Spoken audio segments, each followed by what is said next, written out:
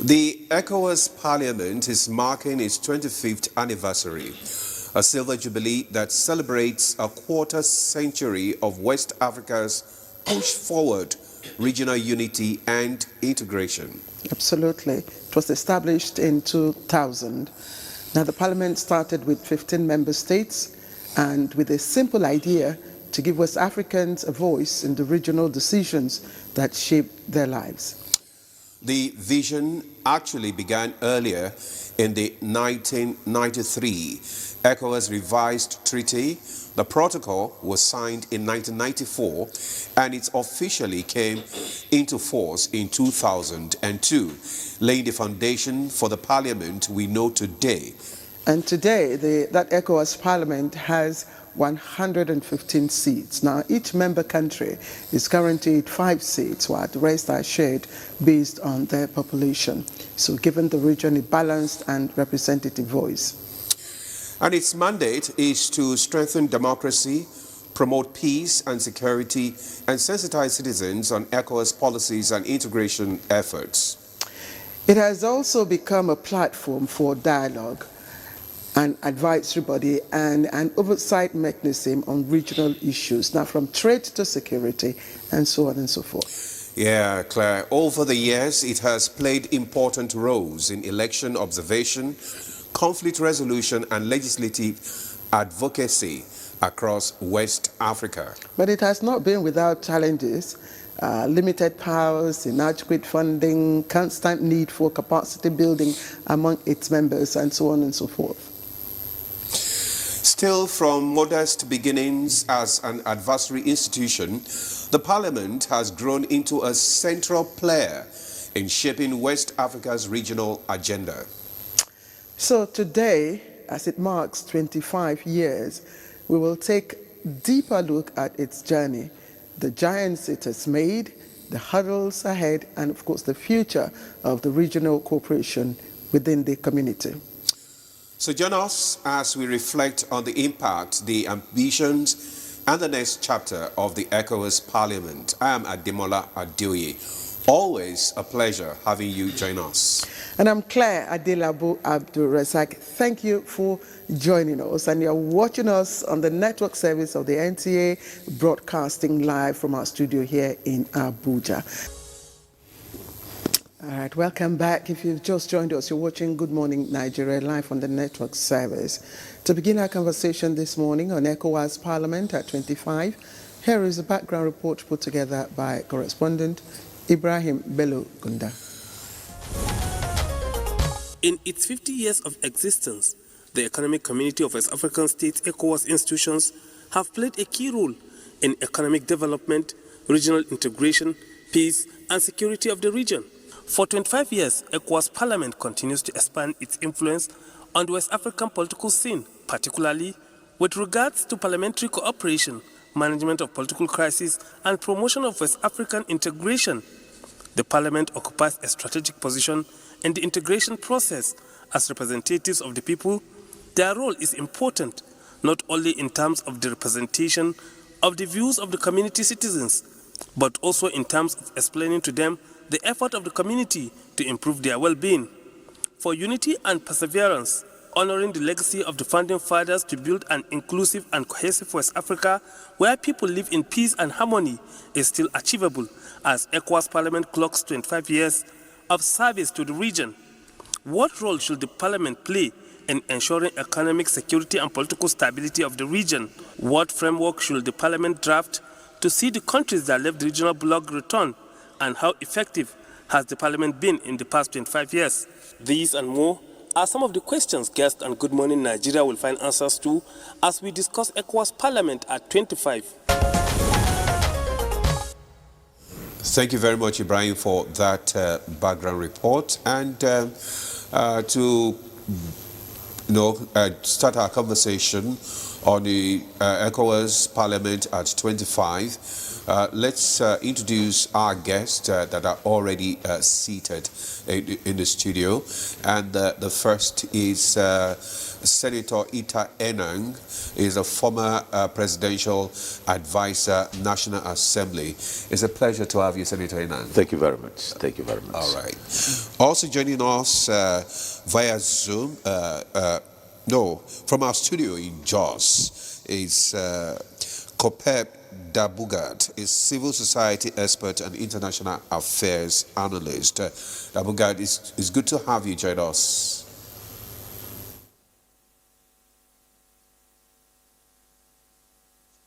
Dabugad, it's good to have you join us. It's always a pleasure to be here. All right, we also have another guest joining us via Zoom, but all the way from Sierra Leone. We have Honorable Veronica Sise. She's the president of the women's group in Parliament, that's the ECOFEPA, and also chair of the Gender Committee.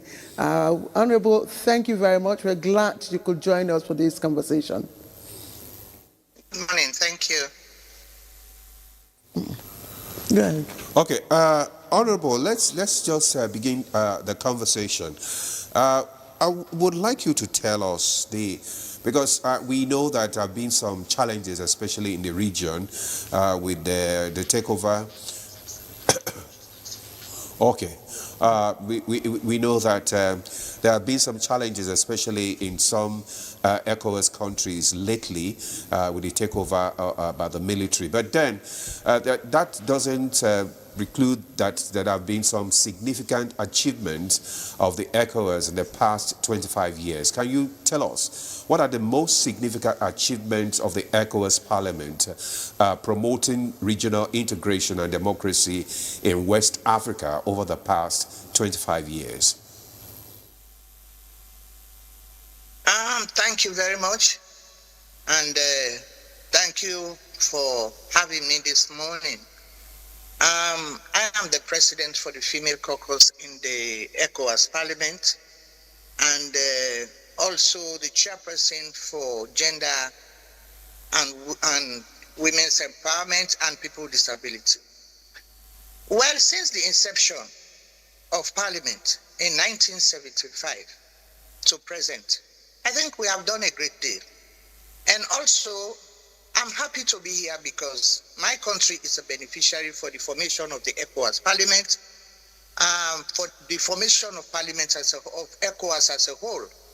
And during the time of the war in Sierra Leone, we had a host of members going to assist the Sierra Leone during the war, and also Liberia, but I will talk about Sierra Leone.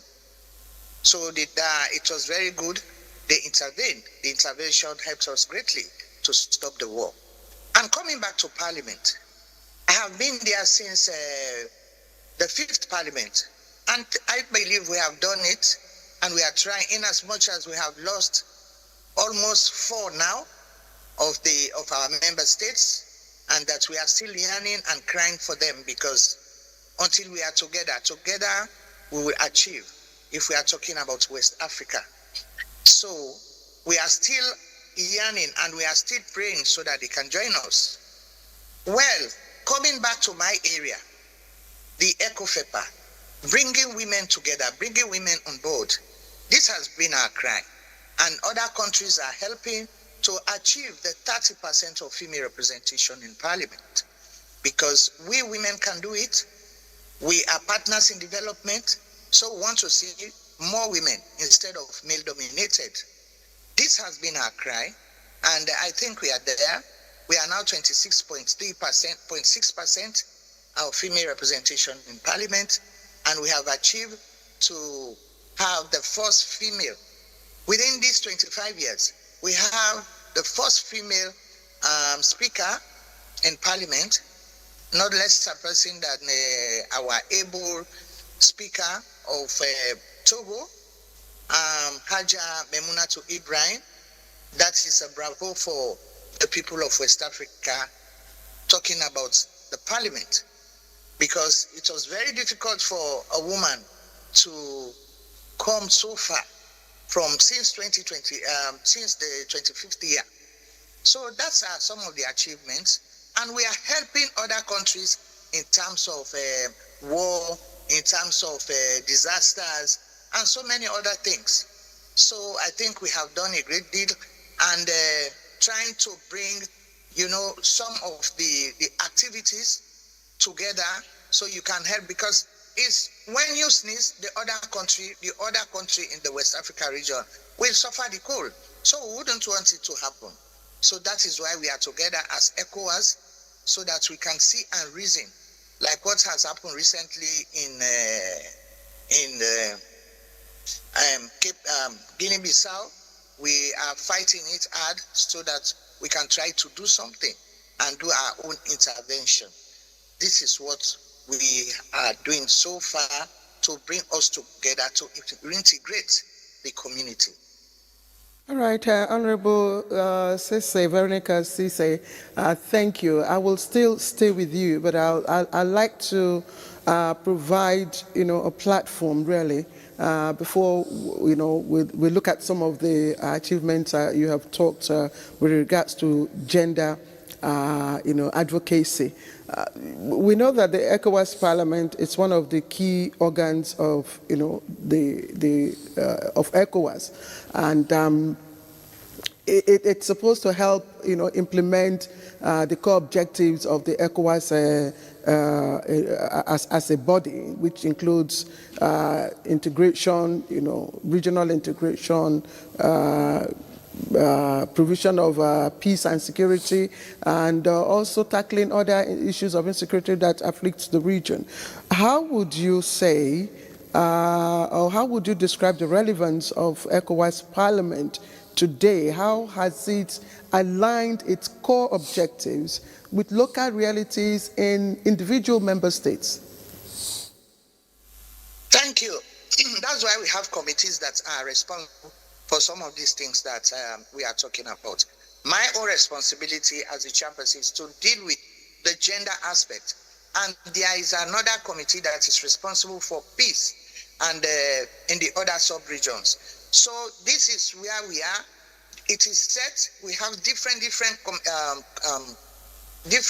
committees to tackle different problems in the sub-region.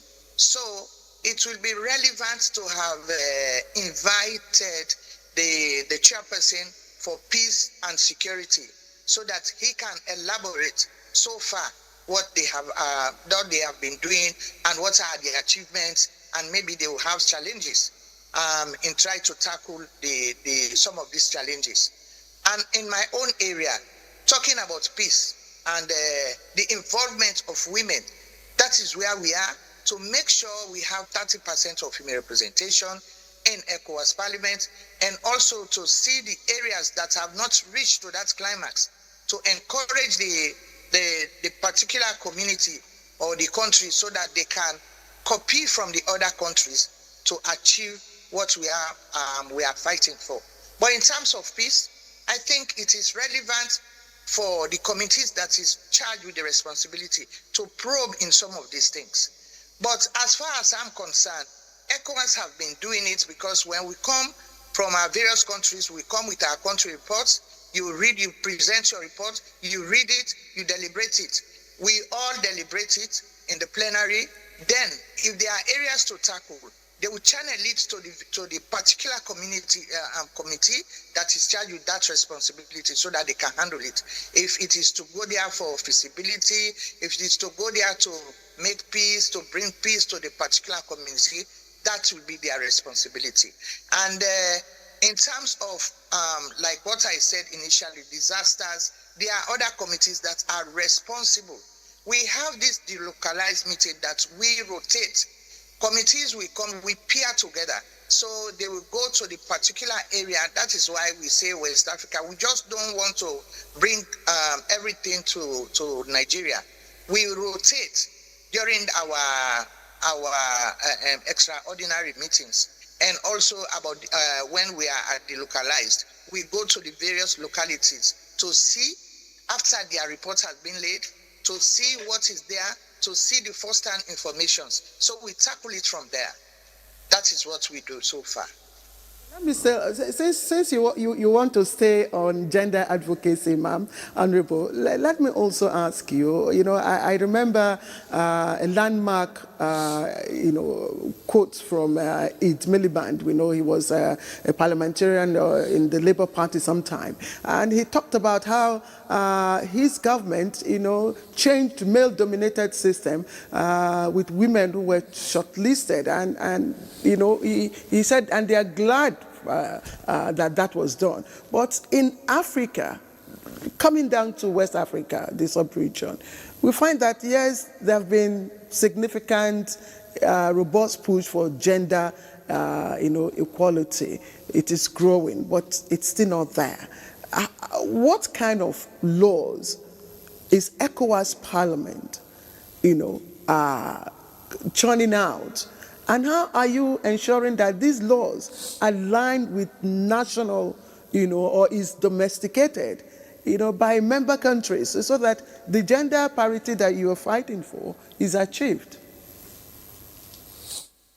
Well, that is why the theme of this year stated it that our theme of this year is advancing women's proportional representation in governance. This is what we are fighting for until and unless we go to the proportional representation.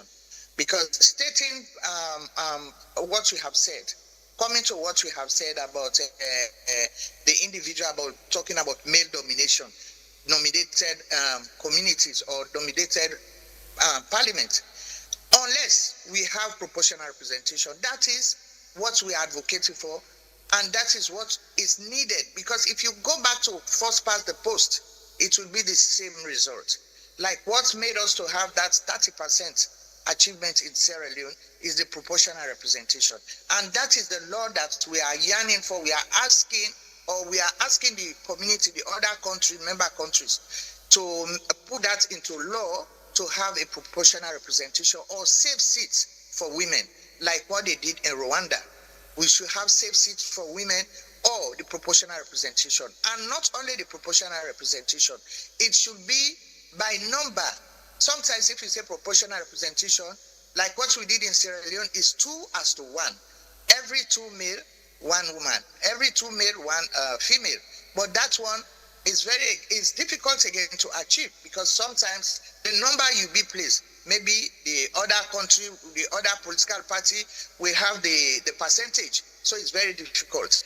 It's difficult. What we are saying is the proportional representation. There are so many parts that you can do. Maybe zipper system or one male, 1 female in the system.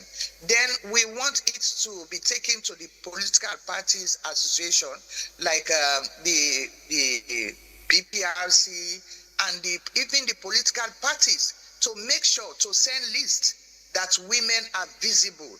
If the list is not completed and women are not visible, or 30% of women are not in that list, the PPRC should not receive, neither NEC should not receive that particular list.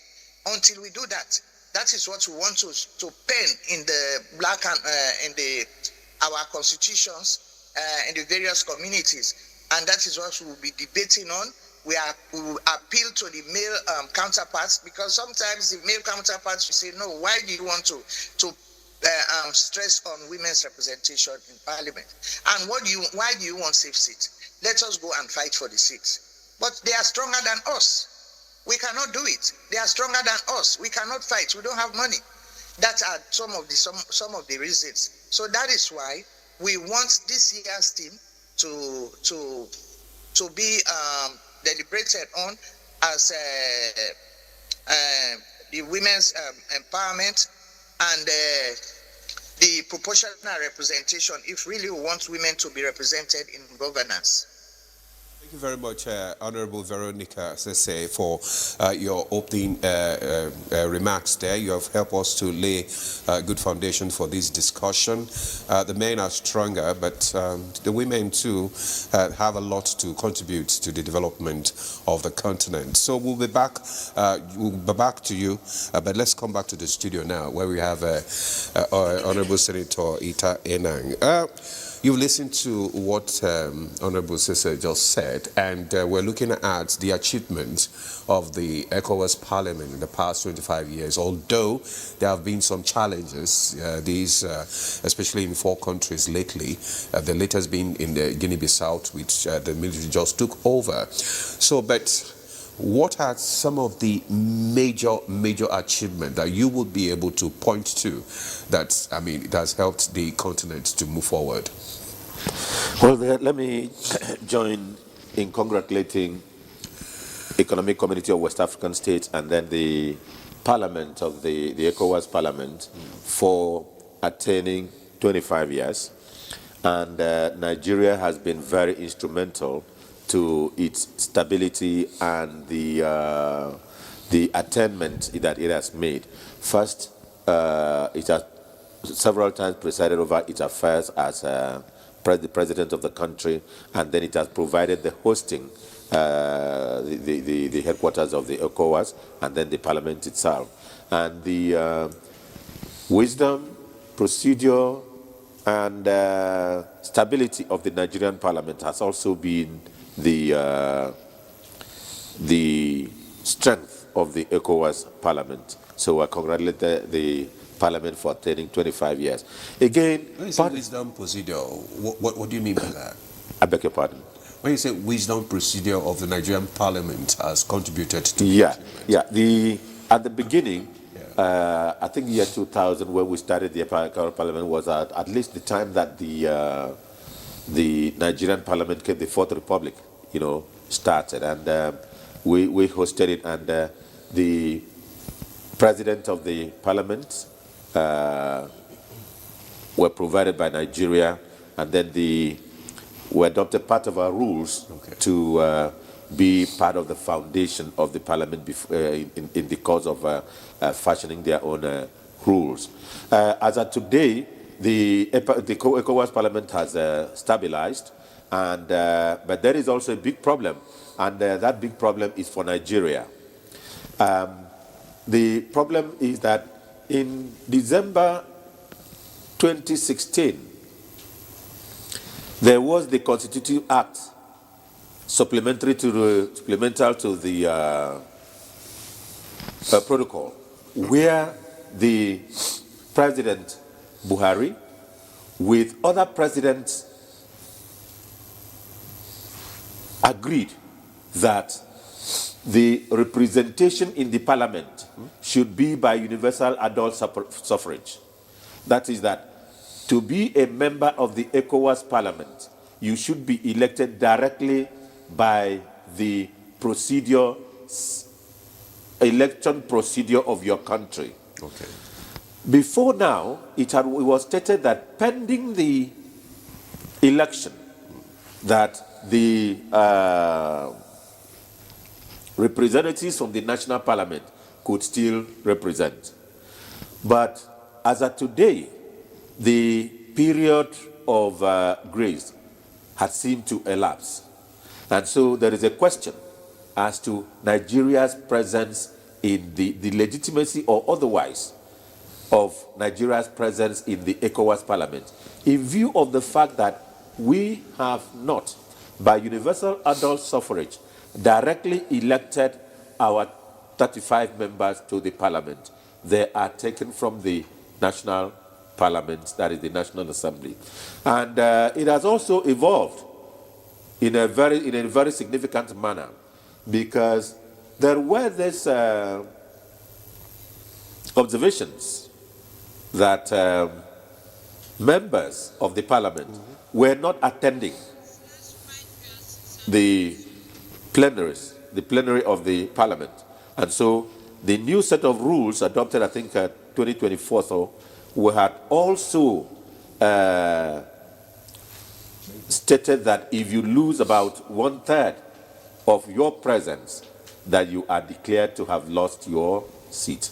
So one of the most other important things that the ECOWAS Parliament has done, which is questionable, is very questionable, is that under the recently adopted rules, it states that in view of the inability of countries, or where countries are unable to send in their representatives by universal adult suffrage, they shall continue to be represented by nominees from the National Assembly. National Assembly. Yes. But there is a big fundamental question. You cannot give powers that you don't have, because the ECOWAS Parliament itself is ruled by the Constitutive Act. And so no rules of the legislature can overrule an act itself that constitutes you. Okay. So the ECOWAS rules adopted by members who, with the greatest respect, their presence there may be questionable because they have not come in accordance with the Constitutive Act, which requires their being elected in accordance with the electoral procedure of their country. You know, simply put, Nigeria ought not to be represented as of today by members of the state or National Assembly elected, because the provision in their rule says they shall be elected from within the members of the parliament. Okay. They cannot, those rules cannot give powers to the legislature when the Constitutive Act is like the Constitution versus an act. The Constitution is superior. Mm-hmm. It's like the law versus the rules. The law is superior. Mm-hmm. So Nigeria, I will urge the Minister of Foreign Affairs, the Attorney General of the Federation, the Presidency, to take a look at this matter, because it affects the legality of the presence of Nigeria, the 35-man delegation of Nigeria at the ECOWAS Parliament. It is a very serious matter. Please, I need you to clarify this, because it touches on the legislative legitimacy of members of the Parliament. Yes. I know that the EU, in the EU Parliament, yes, members are directly elected by the citizens yes, of the EU. Yes. But this is not what it is with our ECOWAS Parliament. Is that what it is? Is that what it should be now? That is what the law, the Constitutive Act, provides. That is what it provides, that they shall be directly elected. In fact, in one of the memos I made to the authorities, I've made 2-3 memos on this matter to the authorities. I will just want to be fluid enough to say at the authorities.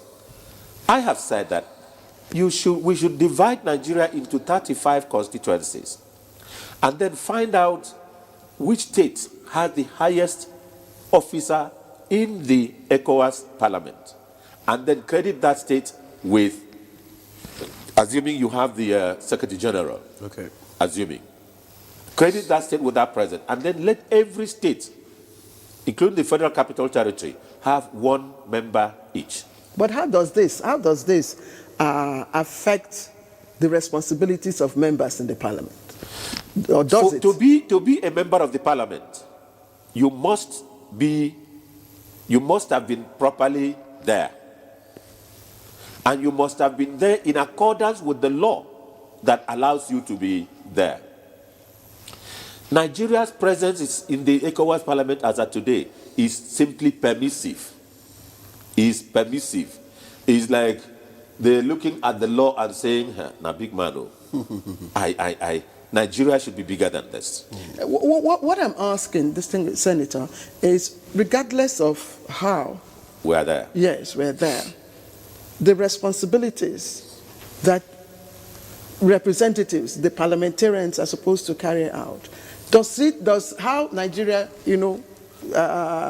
got there? Does it affect it? Does it affect what Nigeria should be doing? No, it doesn't. Because it is honored to be present there. So it doesn't affect the legality or otherwise of the product of that parliament. That's It's why, just a yes. it's just a process So that that's is why I want us to move ahead. Yes. Okay. Having established the fact Yes, that, yes. see, this is a lacuna which Nigeria ought to Cure. But I believe yes. that because there are persons who are interested,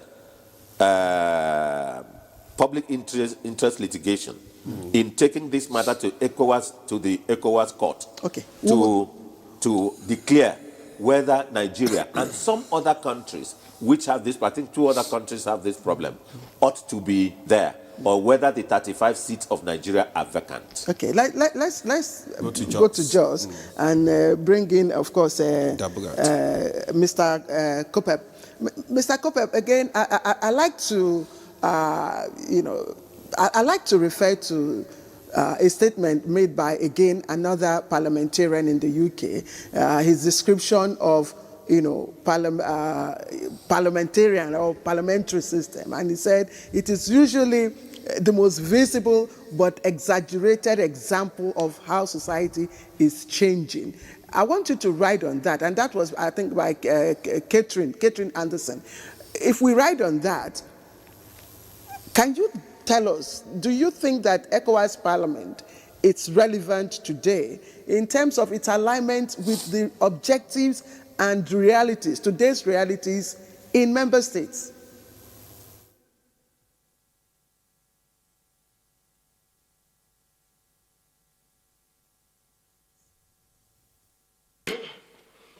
Well, thank you so much for having me, and together with the distinguished Senator Ita Enang, as well as Honorable Veronica Sise from Sierra Leone. It's always very good to interact with people from across the region.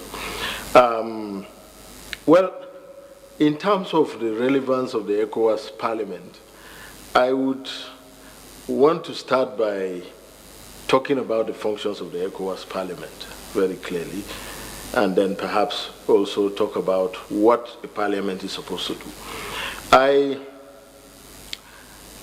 From the treaty, from the Constitutive Act of the ECOWAS and the revised treaty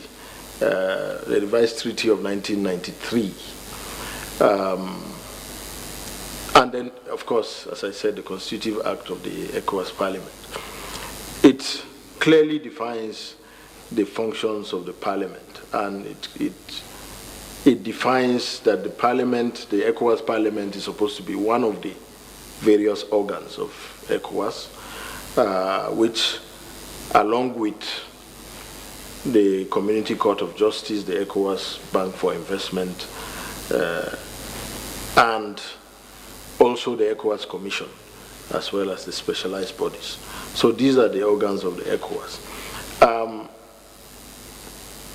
You see, the ECOWAS is a regional integration body, which is supposed to be a process. Regional integration is a process whereby countries come together closely. So there are different benchmarks there. And for the ECOWAS in particular, one of the benchmarks was the establishment of the ECOWAS Parliament. In the establishment of the ECOWAS Parliament also, there are several steps towards bringing in the Parliament coming fully into place. At the moment, and that is since 25 years ago when it was established, the ECOWAS Parliament only has the advisory component as its own way of inputting into the ECOWAS, meaning that its resolutions are at best only advisory to the ECOWAS Authority of Heads of State, to the ECOWAS Commission, to all the other institutions of the ECOWAS. And that is very significant because a legislature is supposed to have three principal functions. One is representation. It is supposed to represent a certain constituency. Two, it is supposed to make laws and, review laws within the country or within the body. And thirdly, it is supposed to carry out oversight functions. So far, it is only the oversight function mandate that has been activated for the ECOWAS Parliament. So you see that the ECOWAS Parliament is not complete in terms of its appearance as a legislature. Secondly, the ECOWAS Parliament, the members are not elected directly. You know, it is significant because it does not provide direct input or entry points for the citizens of the country into the ECOWAS Parliament. Most of the, or should I say, all the representatives within the ECOWAS Parliament were actually elected, or in this case selected from their national parliaments. And even after being selected, it is not as if it is there is a logical process towards selecting them. It is more or less like an appointment that is given by the government. So in general terms, we would say that the people are not really represented in the agenda for the ECOWAS Parliament. You know, so in that regard, you can, you know, dispute the fact that the ECOWAS Parliament may actually represent the interests of the people, because it is more or less a horse trading kind of arrangement, because their resolutions are not, you know, and do not have the force of law. They are advisory. At the same time, they are not being representative of a people, unlike the European Parliament, for example, where there are specific constituencies for all the representatives on the ECOWAS Parliament and the European Parliament. But here we have a group of legislators from the national level appointed to the regional level, and aside from their local allowances, they are even given allowances at the regional level as members of the ECOWAS Parliament. So, I mean, it sounds like the citizens are being shortchanged because their voice never finds its way into the ECOWAS Parliament.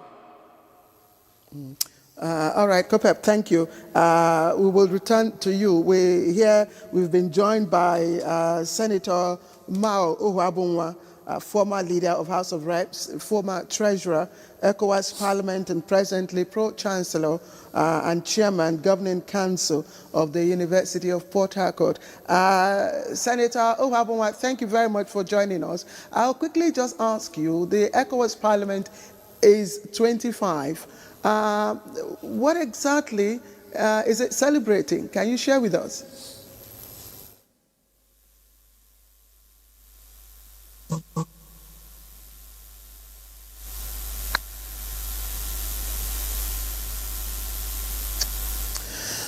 All right, we do apologize. I guess this is part of the the weather, you know. This, yes, the technical. The heat. Yes, we hope to reestablish contact with the senator. Maybe yes. just go to Honorable Senator.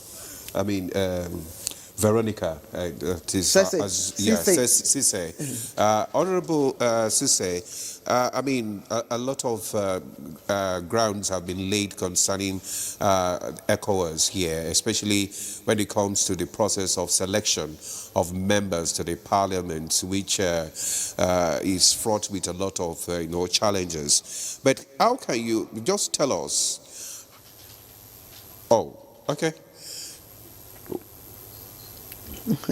I guess these are the things we will not. Okay, she's back. She's back. We don't allow these glitches.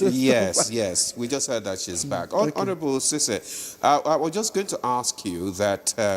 I mean, so far, how has the Parliament, contributed, especially when we're talking about conflict resolution and peace building in the region? Well, that's where we are now. In a conflict resolution, you need to find the root cause. And that is why we have the committee that is charged, as I earlier on said, is charged with the responsibility to go and probe. We first of all need to know the root cause of the particular problems. before you try to solve it. You cannot just take decision because you are parliament.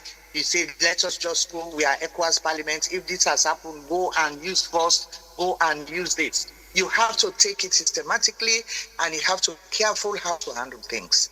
And in a conflict resolution, you go first, you try to meet the people, meet the disadvantaged and the advantaged people, so that you can get the first-hand information. And that is what ECOWAS is doing. Like right now, the debate is going to start for especially the one that has happened recently. We are going to debate on it to see how it happens, because we are having 3 groups to tell us the so far what they have done. The ones that went for observation, and I'm talking for the recent one, the one that went for observation, and the people on the ground, and the committee on this peace and conflict resolution. We hear from them, then we probe, because we are waiting for the reports. We read the reports, we look into the report, what went on, then we can debate and take action. You just don't have to go there and just start to say, go and do this, go and do this. That is what we do. And as I earlier on said, conflict resolution. Within now, these 25 years, from that time to 23 years in Sierra Leone, because charity begins at home. I will tell you the profits or the benefits we have made so far. And we'll start in my country. That is why we are in ECOWAS. You talk about your country. So you bring your problems to the country. Like during the interregnum, I know the role that the ECOMOG played in the lives of the Sierra Leoneans. That is why we always appreciate Nigeria. They are our elder brothers. They did very well. Their interventions made us to return into democratic rule of the country. And because you cannot go into another country and tell exactly what they are doing. You don't know their constitution, you don't know their rules and regulations. So the best you can do is to talk about your own country and compare it to the rest of the countries. And when their intervention in terms of peace and reconciliation, they did very well. And that is the good part of the ECOWAS Parliament and of the ECOWAS Parliament, and also the intervention of the younger, because we are talking about peace and conflict resolution. They send their observers there. ECOWAS send their observers there. They listen to Sierra Leoneans, they listen to Guineans, and to see how they can settle problems. Because if there's any problem in Guinea, obviously the whole ECOWAS will be shattered, because they need to pay attention to what has happened, like what we are paying attention now to Guinea-Bissau. It's really unfortunate. It's really unfortunate because this is 25 years. And this is the time that we want to come and show our relevance, what we have achieved so far. Just within few days, then there is another takeover. This is the disheartening part of it. Because we should be talking about where 23 and 25 years we have achieved this, and this is what so far only 3 countries that have gone, and we are trying to bring them back. But now it's +1 again. We are starting again. We are starting to see what is going on. That is what we want to say. Very soon, if we don't solve that, it might happen other place, and this is why we want to tackle. And right now, the chairman is there in the chairman by the name of our president, His Excellency Dr. Julius Madabio, is there engaging, having dialogue. It's all about peace and conflict resolution.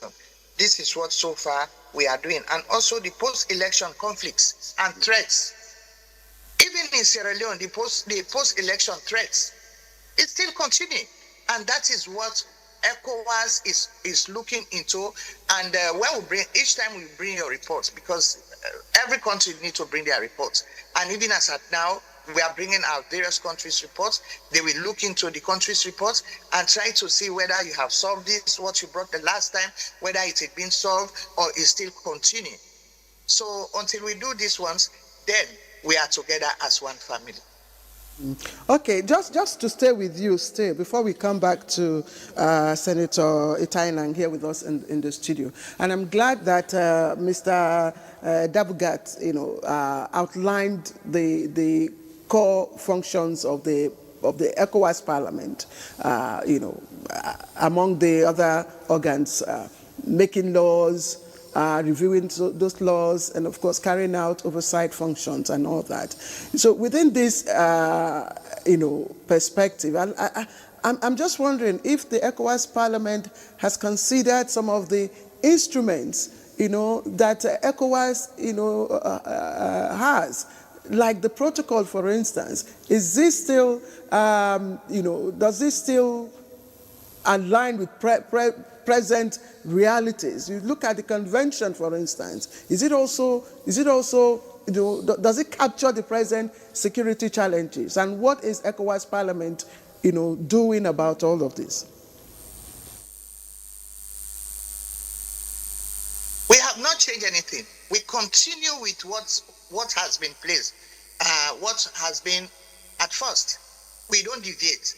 We take from there and to try to modify or to try to bring new things to add on what is there presently. And ECOWAS is doing this. And that is why what has happened recently, we have let the others, we do scale of preference. We start to see which one is pressing, which one is second, although everyone is a challenge. Because if there are conflicts in these four regions, these four countries, we need to bring them together. So, but as sequence, this present one is what we are now focusing on to see how we can bring sanity for the people. We care for the people in terms of health, food, and security, especially for the children and women. That is my grounds. So we need to see how they are. If there's no problem, what is going on? If their security is paramount, that is what we are talking about. We are going to talk about during our debate for these recent happenings in Guinea-Bissau. And ECOWAS is working towards aligning the protocol to match with the contemporary issues that has been happening. There's no change. Okay, sorry, I want the Senator Ita. I asked this question because beautiful, the ECOWAS protocol on free movement, has done quite a lot, achieved a lot in terms of integration, but it also created inadvertently, though, loopholes for a lot of, smuggling across borders, porous borders. Now, if you look at the Sahel region, it has been designated as the most dangerous, transit for arms smuggling and all that, which come into the country. But we also have the ECOWAS Convention on Small Arms and Light Weapons, which is a very comprehensive and robust framework for dealing with small arms and light weapons. Now, isn't this, I'm just wondering, the ECOWAS Parliament, isn't the ECOWAS Parliament supposed to be reviewing some of these, instruments to align with modern realities? That's just why I asked that question. Well, even countries, irrespective of the protocol, when your internal security is challenged, you can take actions of a municipal nature that protects your own internal security. I'm sure we all remember when we had food security challenge, we closed our borders. Yes, but there was also outcry from member countries. Yes. Yes. Now, but we need that is the protocol allows you to take the best decision that can guarantee your own security, because it is only the living that can praise the Lord. If you are no more existing, then there is nothing called treaty or protocol. Mm-hmm. After all, if you are no more a democratic country, you can no more have a seat or sustain your seat in the ECOWAS Parliament. Mm-hmm. So it is extremely necessary, considering the ECOWAS treaty and protocols on small arms and light weapons, compared to ECOWAS free movement protocol. that you balance the interests of each country. Countries like Chad, Niger, Mali, they have this challenge from the fallout of the Libyan crisis. They were the victims, and now Nigeria is the victim because they have overrun those other countries that acted like buffer in the Sahel for Nigeria. Now, so it is necessary for us to review this. I would appreciate that. Yes, Nigeria, in addition to the arm that has come in from the Sahel, we also have our own internally, locally made weapons. We also have situations of most of these weapons coming in through the vessels, through the waters. So it is not only from that area, that arms is coming in. So the best is for us to take the best steps, municipally and regionally, that can control small arms and light weapons. What can the parliament do, given that their resolutions are basically advisory and not binding on member countries? Now, it is not that it is not binding. It is binding, but quasi, it has a merely persuasive effect in some cases. But a situation where you have the national parliament of those countries, and then you have the representatives of those countries in the regional parliament, some of them do not take what is the national interest, what they call national interest of your country, into account in making presentations on the floor of the regional parliament. Okay. So this is a challenge on its own. This is a challenge on its own. But be that as it may. But why is that? Isn't that what it's supposed to be? I mean, it's a community of people. This is what it's supposed to be. But definitely, it is not what it is. But let me comment the case of Nigeria. Because Nigeria, I happen to work with closely in the course of my works with the ambassador, with the persons who are like the representative of Nigeria at the diplomatic level to ECOWAS Parliament. There are almost always memos to the legislators on Nigeria's position on different matters, but that can be, but then it's not followed through. So a lot of other things. All right, thank you. We just gathered that Senator Nwabua is back. So let's have your contribution to the achievement so far of the ECOWAS Parliament in the past 25 years.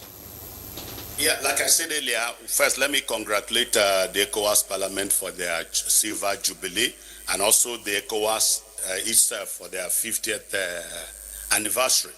I want to state clearly that we have every reason to celebrate for this 25 years, looking at where we are coming from. Before now, before the democratization of ECOWAS sub-region, we had only the ECOWAS Secretariat.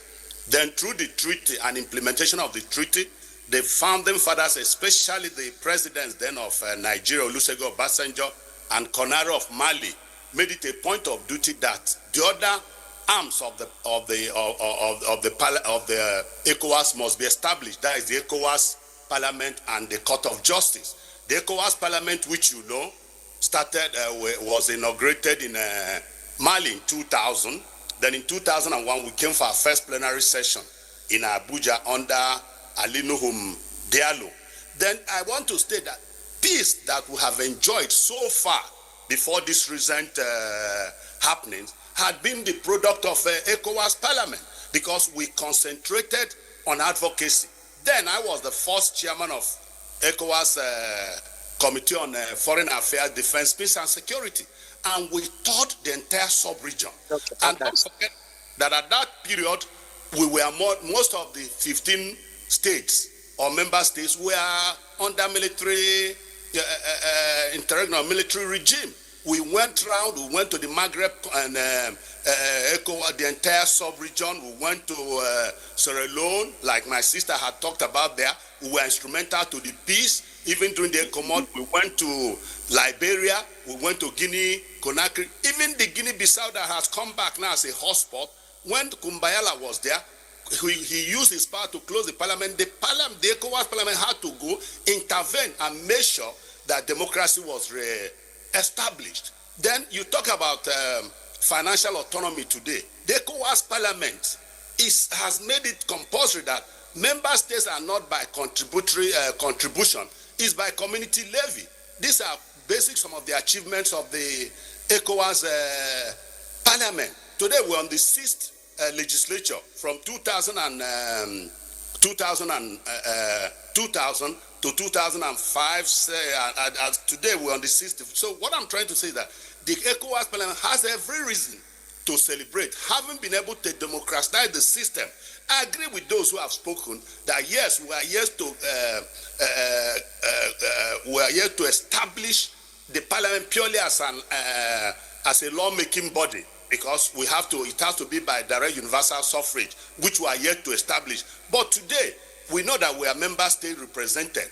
But so far, you look at the resolutions taken, you look at the like I said, peace achieved so far in the sub-region until these recent issues. You look at the financial autonomy, you look at even looking at, what do you call it, trying to establish the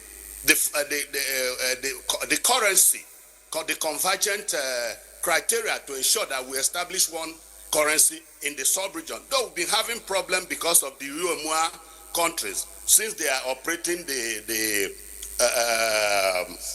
CFA currency. But we've gone far, and this is due to the advocacy of the parliament. So for me, like you've asked, the parliament has achieved so much, and we still have more to do until we get to the level of electing members through direct universal suffrage. If we don't get to that, we are still advisory, as so many people have said there. The parliament is still advisory, but so far, we've so good as far as I'm concerned. Well, thank you. I like Senator Itaena mentioned a very important issue about national interest, and why members don't bring up national interest during debates. But the parliament is a platform where member countries come bring up issues of interest to member states for collective dialogue. So why is it that national interest is not usually thrown up, especially on the part of Nigeria? And then I also like you to speak when we do come back from break on another issue which Mr. Dabugat also raised, that's about being truly representative. But I'll like to take those two questions when we come back from this break. Welcome back. So I'll get back to Senator Ohabunwa. Senator, my two questions. The first one is, why are national matters of national interest not thrown up on the floor of the ECOWAS Parliament? And secondly, how do you track implementation? How do you ensure that member countries domesticate the resolutions or the laws that you pass if the members are not representative enough, as Mr. Kopeb said? Well, first and foremost, let me state clearly that the parliament for now is for regional integration. And in that area, we've done quite a lot. But also understand that democracy has been practiced by the Anglophone side of part of the ECOWAS is different from what is being practiced at the Francophone part. Most of the states or the countries are not as democratized as it should be, especially when it comes to parliamentary activities and functions. Let's take Nigeria as a case study. Here we are very vocal. We are free to speak our mind and our voice. In most of the Francophone countries particularly, they are still being gagged to a large extent. They only speak the voice of the president or the voice of the executive. That is the problem we are having. But to a large extent, I think we are going to get off that once we begin to elect people by direct universal suffrage, where people will come straight from their constituency, elected to represent them at the ECOWAS parliament. Now, like you know, that what is happening, somebody had alluded to that, we are not by appointment, but you come from the parliament. Like you know, we have 115 parliamentary seats, and 5 is on quality of countries. Then the remaining are based on population. So what I'm trying to say is that we are not as democratized as it should be. That's why when you see, when people bring their country reports, they tend to quote it with what the executive or the president of their country will want others to hear, not based on what is actually happening on ground there. But like I said, we've made a lot of effort. At the time we started, it wasn't like this. But now people can speak freely, people can come up with issues. Let me tell you one thing that happened at the time. Let's reflect on that. There was a colleague of ours from Togo. He came to the parliament, made a statement, stated exactly how things were happening in the country. The next day he was stopped from coming to the parliament. Under the leadership of our speaker then, Alidu Humdalo, I was the chairman then of Foreign Affairs, Defense and Security before I became the treasurer. We had to go to Togo as a parliament in protest and make sure that that member was given access to come to parliament. But after a while, he was removed. So those are some of the challenges we are having so far. But I know with time, by the time we get to the level that members are elected directly to represent their constituency in the ECOWAS parliament, I think our voice will be heard more. And as it's been said, it will parliament of ECOWAS, it will be the parliament of ECOWAS people. It will not be truly the people's parliament. Then you talked about the other one. Can I get you? Can you? Yes, I asked, I said, how do you track or ensure that member countries domesticate the recommendations? And this is really part of the question I wanted to follow up. If you could, give us some specifics of ECOWAS Parliament recommendations that have been reflected, say, in our own national laws, I mean, Nigerian national laws, or maybe other member countries' national laws. I've been away for a while, but like I said, I used the issue of community levy. Before, Nigeria to a large extent was funding ECOWAS and is based on contribution. But now we make sure that as a parliament, it has to be by community levy. Community levy means taxing the state or the country, the member state, paying a certain percentage of their export and import taxes and levies into the community fund. This was a resolution of the parliament, and which, as I speak today, has seen the light of the day, and that is what is happening. I can remember that vividly. And I also can remember, like you saw what happened in Cote d'Ivoire at a point. You remember before Ouattara came, though he's doing a different thing, the resolution, the parliament took a resolution that Gbagbo should leave the seat. And it happened. They respected that resolution. The resolution of the parliament is very strong, though I know it's not yet, it hasn't the force of law because it's still to some extent advisory. But that helped to push him out. We followed it up with advocacy. And again, another way of tracking is that, like somebody alluded, first you come with your country report, we align it with what happened the previous session to what your report will be. And in some cases, if we see that the implementation is not going the way as being resolved, what we do is that we move the localized meeting to that country, and hold the meeting there so that we can monitor and follow up what had happened based on our resolution. So these are the ways by which, before I left, that we've been used to track our resolution. But like I said, you understand that our resolutions are merely advisory. They don't have force of law. They are not binding. But we still, like I tell the present people, I say, look, you need a lot of advocacy. You need a lot of interaction, lobbying with the state government until we get with the states, until we get to, member states, until we get to where we are going to. And the only way that the parliament can be fully and the region can be fully democratized is by the time we start electing members on direct universal suffrage. And that's why I'm supporting this celebration, this 25 years, because it's calling countries to come to a round table. Let's discuss where we started, what we have achieved, and what is there for us to in future. So it's a kind of time for introspection, looking inwards, and where we are today and where are we heading to. So for me, so good, so far so good. Like I've said, the parliament had every reason to celebrate, and I believe that going forward, things will be better for us. Thank you very much, Honorable Senator Waboa there. I mean, the Parliament has a lot to celebrate, and it is time for you to look inward and also, let's go back to Jos now. And Kopep, I can see that Kopep, while Senator was speaking, wanted to respond to some of his what he said.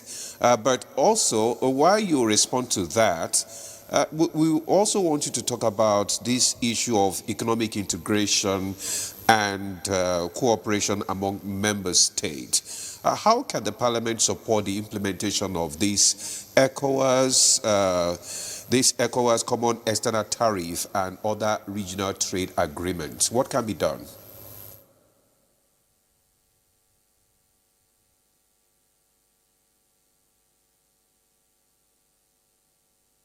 Thank you so much. Indeed, I was following the conversation of Senator Mao very, very keenly, and I do agree with him that the ECOWAS Parliament has really achieved something. The fact that we have a parliament at the ECOWAS level is a great achievement. The processes that are involved, the funds that are involved, so it is actually an achievement, a huge achievement. But from my own perspective, I remember since 2011, within the civil society across West Africa, we've raised advocacy calls to the ECOWAS for reform of particularly the ECOWAS Parliament, seeking the transmission from the current advisory status of their resolutions to a more representative as well as a more legal, so to say, legally binding resolution of the ECOWAS Parliament. But up till now, we're still there. This is like 15 years from then. So let's take 25 years. A child that is born and that child is already ready to start his own life as a separate unit. So what I'm drawing attention to is the fact that so far we've not seen any effort from the side of the ECOWAS to at least begin to move in that direction. Yes, the Constitutive Act specifies that they should be elected by universal suffrage, but there is also a provision that says pending when the arrangements for universal suffrage is made, the Parliament would be appointed from the national Parliament. This is a temporary measure that can come in at the beginning, at the setting up of the Parliament. But there should be a orientation or a target towards, moving from that level to a more sophisticated level. And that has never been discussed. That has not been done in any way. I think this is a very serious issue for the ECOWAS parliamentarians, perhaps to consider as they begin their second ordinary session now. This is perhaps one of the issues that they should be looking at. What, as a parliament, how does the ECOWAS parliament begin to move in that direction? And I think also there was a second question. Please, I have sort of missed it. Can you recall that for me?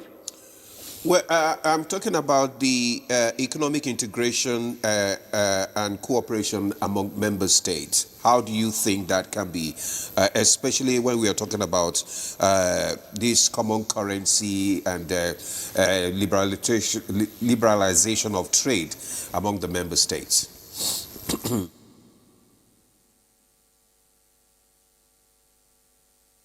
Trade among the member states. I think the first step has already been taken, and in fact, quite a long time ago, with the implementation of the ECOWAS Protocol on Freedom of Movement, rights for establishment in the different countries. That is a very, very important benchmark that has been laid. And also the adoption of the ECOWAS IETLS, the ECOWAS, the different instruments that guarantee the rights that are supposed, the economic rights that are supposed to accrue to the ECOWAS citizens. Good and fine. Now we need to move to the level of harmonization. You know, all these other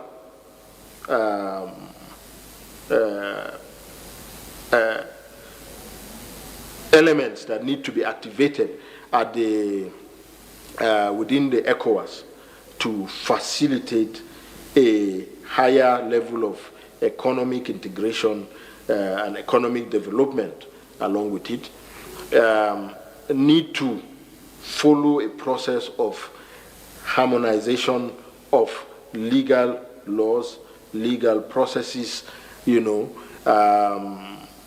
even infrastructure as well. All these are required to put in place, you know, the required regional economic community that we are aspiring towards. So infrastructure, which also, by the way, ties in with the continental plan of the continental free trade area that the African Union has put in place, has put in motion at the moment. Again, for the currency specifically, there has to be certain level of stabilization at the national level, at the national economic level. The indices of the indicators of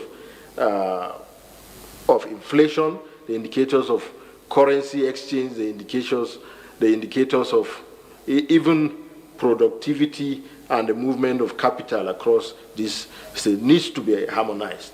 Again, for different classes of traders, there has to be, you know, different kinds of protocols that will help them to move smoothly. Let's say, for example, the cross-border traders, of which many of them are women.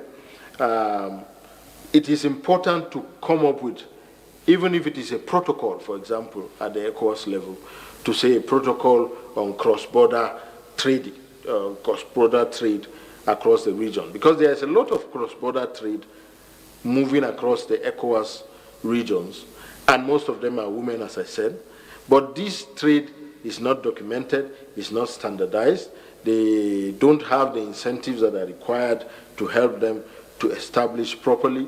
They don't, even the infrastructure on transport and other things are not, you know, very, very well standardized. Yes, the ECOWAS has that as part of its general development, which, by the way, is still going on with the development of the coastal highway. There are also other highways that cut through the hinterland, like from... Thank you. Mr. Dabugat, thank you. Mr. Dabugat, thank you. Thank you. Indeed, there is really no doubt about the achievement ECOWAS has made in terms of integration. But of course, I like Honorable Sese to take this question. There's so much that can be done, because the real work is to ensure that ECOWAS transited into a community of people, and by so doing, what this entails is removal of all obstacles, those hurdles that prevent free movement, that prevent free trade, that prevent citizens of the community members from moving freely and interacting with one another. But Honorable Sese, I'm just wondering, ECOFEPA, I hope I got that correct, it's been visible, as you say, but how are you connecting what you do at the Parliament with the women at the grassroots?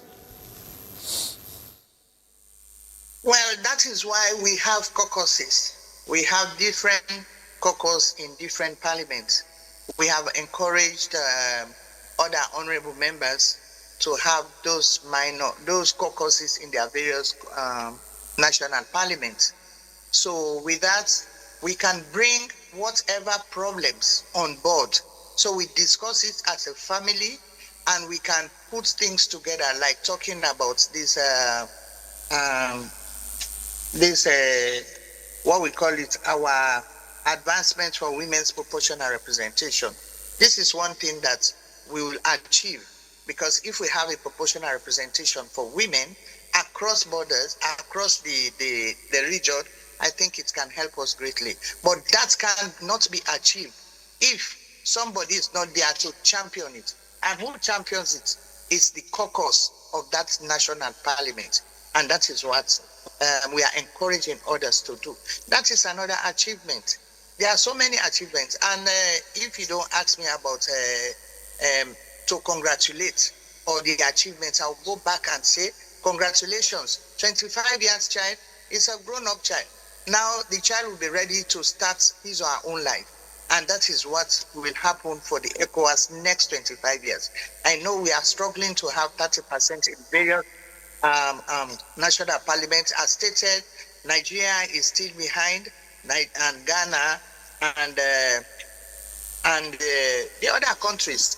Only Senegal is far ahead. Senegal is 42%, and Sierra Leone is 30%, and we are encouraging them. Now, initially it was about 10% of female representation in the ECOWAS parliament. Now we are boasting of 26.something%, and that is a great achievement. By 2025, the next 2025, I know we'll be having 50-50. It can happen. It's just a matter of time, and to how to convince our male counterparts so that they can see and reason the importance of women, because we are partners in development. Yes, you are really partners in development, and it can happen. Nothing is impossible. Just keep pushing. And once again, congratulations for the 25th anniversary. Now let's come back to the studio as we begin to wind up this discussion. Yeah, in 60 seconds. It's just 60 seconds. The issue of good governance, and accountability, among member states is usually has been the problem, the major challenge, and maybe that's why we're seeing coups and counter coups and all that in this country. What can the parliament do actually to promote good governance, among the member states? I think what the parliament can do is to not just consider that whatever goes wrong in a country is a domestic affair of that country, because when the push comes to shove in that country, the ECOWAS parliament will be involved, it will be affected, because you are only a member of the ECOWAS parliament if your country is a democratic country, ruled by law, and the leaders emerge by election. So the parliament and parliamentarians, perhaps parliaments of other countries, should not just wait and see and look while the economy of a particular country is collapsing, while the heads of government of those countries are taking steps that are capable of endangering democracy, while the economic planners of those countries, of other countries, are taking steps that are capable of bringing hardship to the people of that country, and then they still say it's a domestic affair of that country. Because at that stage, when it becomes a question that leads to the collapse of that country, it will be a matter that will affect and infect the community itself, that is the ECOWAS community. So there are many things that we should not be taken as just being domestic or internal affair. The ECOWAS parliament should be concerned. All right, thank you very much. So maybe we just get a parting shot from Senator Wambua. Yes, I'd just like to ask you, Senator, what do you think can be done, apart from the advisory position of ECOWAS Parliament, what can be done to give it some teeth? Well, first and foremost, like somebody said, we have to be our brother's keepers. You saw that there is implementation of the free movement of persons and goods. Then, and you know, the trade along the border is informal. But now we have to look for a way as a parliament to formalize that trade and look at if we could get to a point of financial conversion. That is, if we can't reach the conversion criteria, but how can there be exchange? If you bring CFA, if you bring Naira or CD, how can we have a common exchange rate? That would, to a large extent, help each and every country. And secondly, I think the parliament should advise the executive not to be hasty in excommunicating countries that are involved either in a military coup, which we know is an aberration. But first and foremost, let's strengthen our advocacy unit of the parliament with the executive so that we can approach these states and let them see reasons why we should be in tandem with the entire world, because military regime is not the in thing, it's not the right thing to do at this point. What is not in democracy? So to strengthen that democracy, like I said, the parliament voice should be, the parliament no doubt is visible now. We know that the parliament exists in every part of the sub-region is aware. Senator Mao, I'm sorry, we've run out of time. We have to leave it at that. I would really like to thank you, former leader of House of Reps, former treasurer, ECOWAS Parliament, and Pro-Chancellor and Chairman, Governing Council of the University of Port Harcourt, joining us via Zoom. Senator Mao Wabunwa, thank you. I would also like to appreciate Honorable Veronica Sise, who is also President of the Women's Group in Parliament, ECO-FEPA, and Chair of the Gender Committee. She also joined us via Zoom. Honorable Sise, thank you very much for joining us for this conversation, and congratulations once again. All right, we'll also appreciate Mr. Kopep Dabugat, civil society expert and international affairs specialist. Thank you. He joined us, of course, from our studios in Jos. Thank you, Mr. Dabugat. Thank you very much. Distinguished Senator Ita Enang, former presidential advisor on National Assembly Abuja Studios. Thank you very much, sir. Always a pleasure to have you. And that's Good Morning Nigeria for today, Wednesday. I'll see you tomorrow. Bye-bye. Well, do have a lovely day. My name is Ademola Adeoye.